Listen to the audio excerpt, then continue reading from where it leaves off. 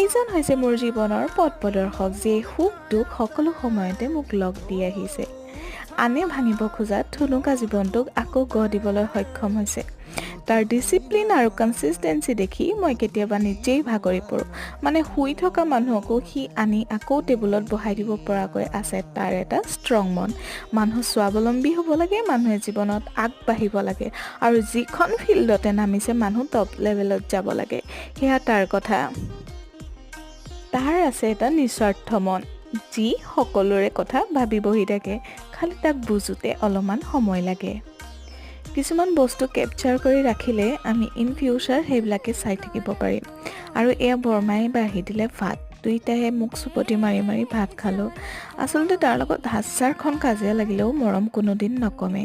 আহি পাই গ'ল এডিআৰই পেপাৰ, আৰু সি এটা ছল্ভ কৰিব মই চাই থাকিম।